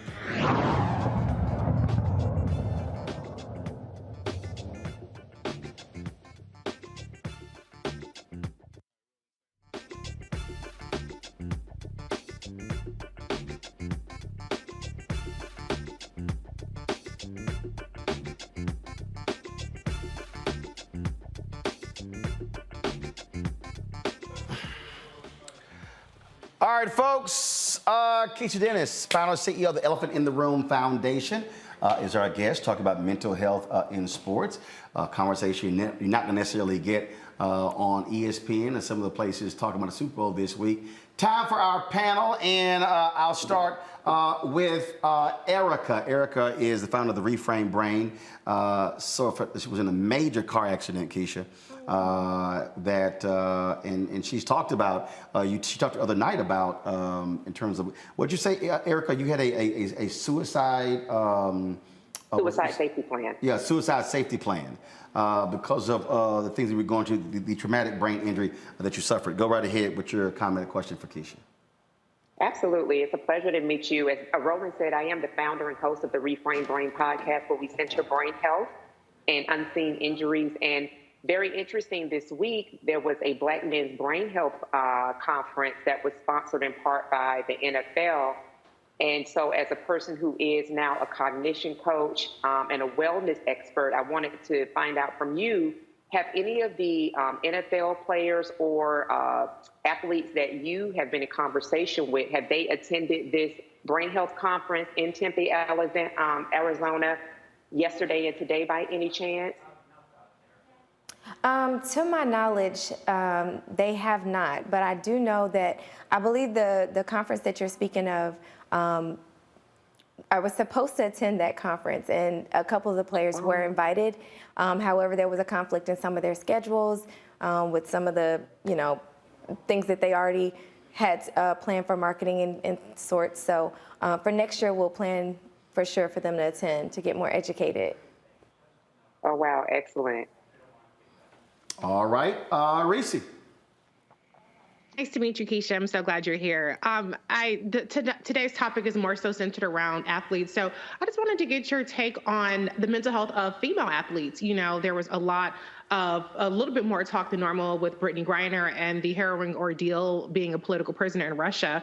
So I'm just wondering if you've had any engagement with women athletes specifically, and with even high school or college women athletes.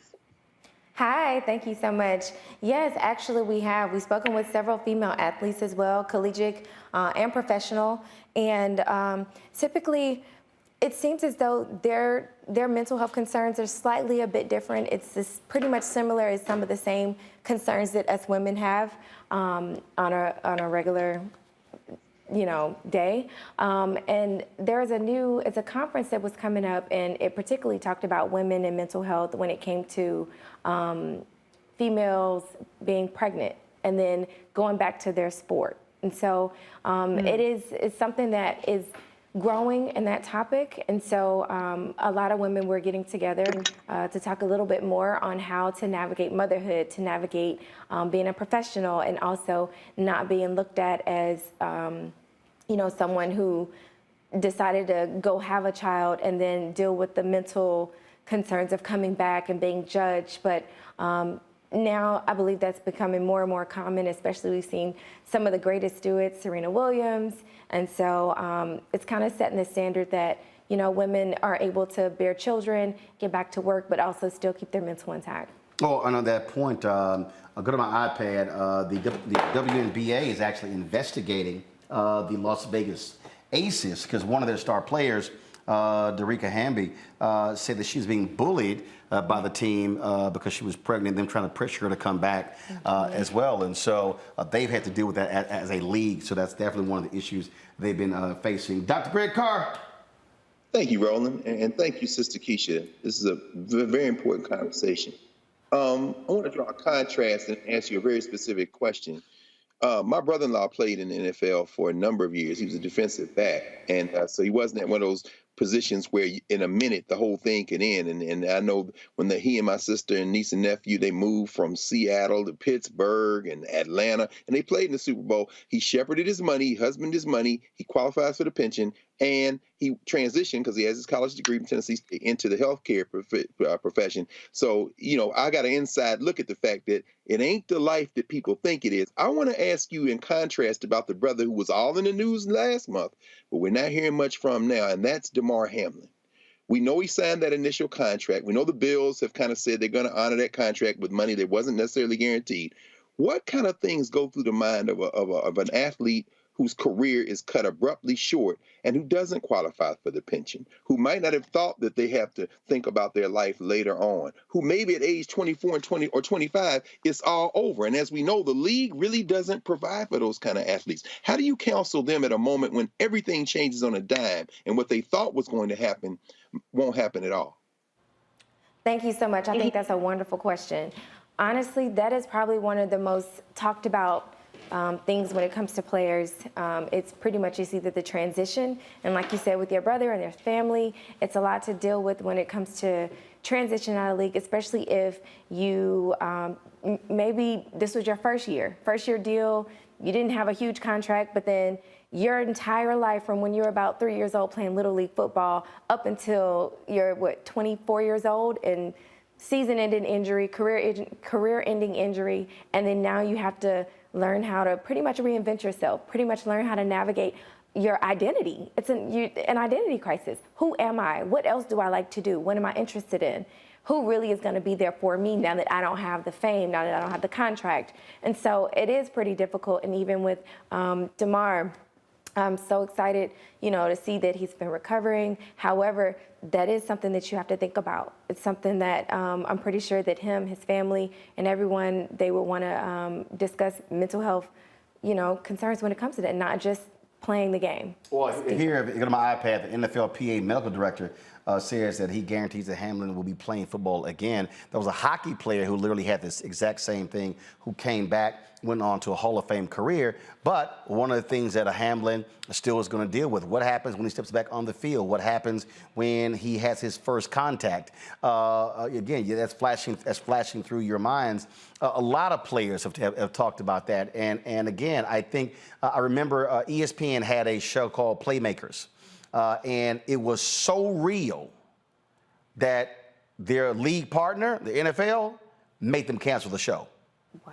No, Playmakers was so real because it was dealing with steroids, it was dealing with drugs, it was dealing with mental stuff, it was dealing with prostitutes, it was dealing with all kinds of stuff. But the NFL, if y'all never saw the show, I remember the show, I watched it. If you don't know that show, Google it. The NFL put maximum pressure on ESPN because the show was too real. They were like, no, this ain't fiction. This thing is nonfiction. But what that show revealed, again, the pressures of these athletes. You think about any given Sunday, Lawrence Taylor played the position. That critical sack or that tackle gets a $500,000 bonus, and how these players will literally put their health on the line to hit that bonus. that impacts you mentally, and then mentally for those players, what happens with their families of having to deal with that person when they're going through all that stuff on the team. Absolutely. I've spoken with some of the wives, girlfriends of some of these players, and it's the reality of it. And from my perspective, I get to see them call and talk about, oh, you know, they won the game. It was awesome. Everybody's cheering. Everybody's, you know, running down the street, riding. Like, it's wonderful things are going on. But she's like, you know, I'm the one who's up at 4 a.m. sitting next to the bathtub, doing cold water and putting ice in there because their bodies are just hurting. Mentally, they're drained. But they do it every day in and day out. And their mentality is that, you know, that's what they love to do. And they're going to put everything on the line for it. So eventually. And that was, I think that was, I believe, I think, was it Lane Johnson? I think it was Lane Johnson with the Eagles. I think, yeah, here it is. Let me pull it up there. See, I told y'all, see what happens when you read so much, stuff just simply just sort of say stays in your brain and you never know when the hell you're gonna need it. And so Lane Johnson, one of the best offensive linemen in history, he literally took a break. This is in 2021. He took a 2-week absence from the team to address mental health. And here's, like, they're in season. And folks are like, dude, we need you for the team. He's like, yo, if I ain't here, I can't be there for you. Absolutely. Will we do that at our regular jobs? Will we take some sick days? Will we take a week off of vacation? Absolutely. It is a little bit different because people rely on them to show up for everyone else and for the team. And granted, those guys, they do want to do that day in and day out. And so if while you're talking, y'all go to my iPad. This was the Twitter post that he posted, thanking folks for his absence. Go ahead. If he really, you know, truly, he must have really been going through something to really take that time away because these guys are dedicated. In season. Yeah. And this is a guy who was a starter. Yeah. Who literally has had a Hall of Fame career. Yeah. And there were several times where he actually was going to retire in the offseason and decided to come back. He said, I need 2 games away. And I'm quite sure whatever that reason was, it was necessary. Now I know we might call Dennis Rodman crazy, but if anybody saw the Michael Jordan docuseries where The Last Dance, so Phil Jackson talked about how he like they were going through the season and how he let Dennis Rodman go off to Vegas and go on a binge, and it was a trip because he said, I knew that if I didn't let Dennis go, there were going to be a lot of problems here. And he managed that thing where he said, I needed to let him go crazy to go do whatever the hell he needed to do to be able to come back and play. Yeah, it's that balance. It's that balance the same way we do on the weekends. It's like, listen, I need to go get my mind right. So if my mind is good, the game will be well. Yep. It's a risk. How can folks reach you if they want to get more information? Definitely reach me. I am on Instagram. I am Keisha Dennis, as I am KESHIADENNIS. And there's more information about my foundation, The Elephant in the Room, Instagram at The Elephant in the Room Inc. and website www.theelephantintheRoomInc.org. All right, we appreciate it. Erica, Greg, Reese, we surely appreciate it. Thank you very much as well for joining us on the panel today. Folks, that is it. I'll see you tomorrow right here on Roland Martin Unfiltered on the Black Star Network. Don't forget, download our app. Of course, we got 1 million subscribers on YouTube. I would love to have 1 million downloads on our app. Why? Because we control it. Apple phone, Android phone, Apple TV, Android TV, Roku, Amazon Fire TV, Xbox One, Samsung Smart TV. Don't forget, we're on Amazon News as well. When you click the Amazon Fire Stick, go to Amazon News. When you see CNN, MSNBC, our network is right there, our 24-hour streaming channel. And also, we got some more good news coming up on some new platforms we're launching our streaming channel on. I told y'all we are building a real black news and information network. That's what we are doing. And support us as well. Give to us, check our money order, Cash App, Venmo, Zelle, Venmo, all the platforms. You know how to reach us. And get my book, White Fear, How the Browning of America is Making White Folks Lose Their Minds. I got to go. I'll see y'all tomorrow. Holla!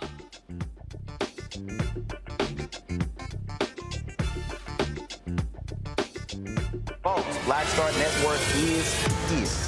Oh, no! punches. I'm real revolutionary right now. Support this man, Black media. He makes sure that our stories are told.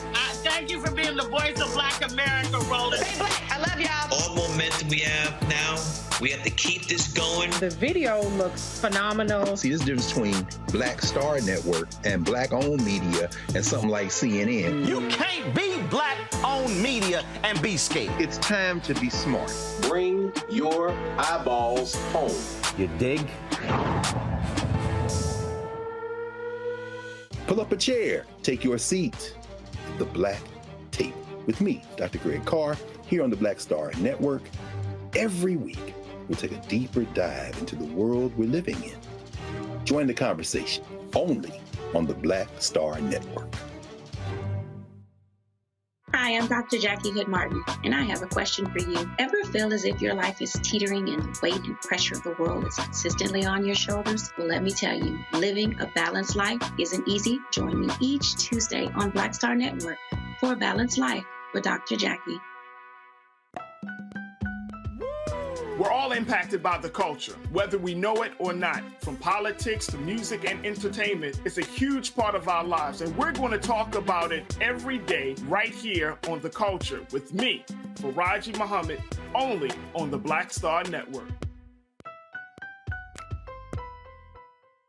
I'm Deborah Owens, America's Wealth Coach, and my new show, Get Wealthy, focuses on the things that your financial advisor and bank isn't telling you, but you absolutely need to know.